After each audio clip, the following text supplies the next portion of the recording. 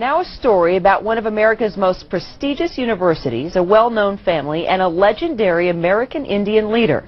It's a story about secrets and bones and maybe about grave robbery. It's an 85-year-old riddle, and the solution may be hidden in the windowless headquarters of a mysterious society.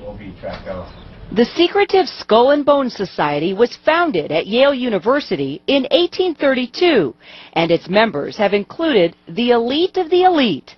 President Bush is a third-generation bonesman. He follows his father, former President Bush, and his grandfather, former Senator Prescott Bush. That's where the story really gets interesting. Many years ago, it's said Prescott Bush and other bonesmen dug up the grave of the legendary Apache leader Geronimo in Fort Sill, Oklahoma. Historian Mark Wortman is the author of a new book about Yale men who served in the Air Corps during World War I. While he was doing his research, he uncovered a 1918 letter from a bonesman that suggests the Geronimo story is more than just legend. I found it and said, this is amazing. This is quite stunning to see this. It was laid out so clearly in straightforward language, saying we've got Geronimo's skull, femurs, and horse tack, and we've brought it back to the tomb, as they call it, in New Haven. Located on the Yale campus, the tomb is the windowless sanctum of Skull and Bones.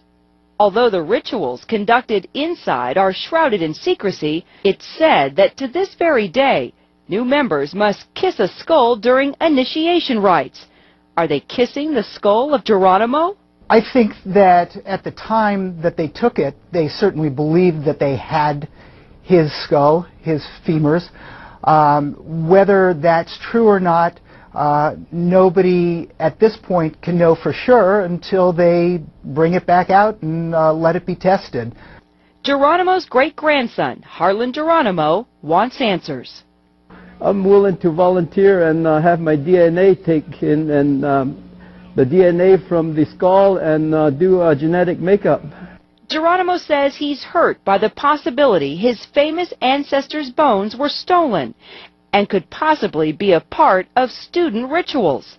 So now the great-grandson of Geronimo is asking for help from the grandson of Prescott Bush. I like to see, President Bush get involved in this issue and help return, the remains that was taken and also the artifacts that was taken back to the family, and have a proper burial, and restore the dignity back to my great-grandfather.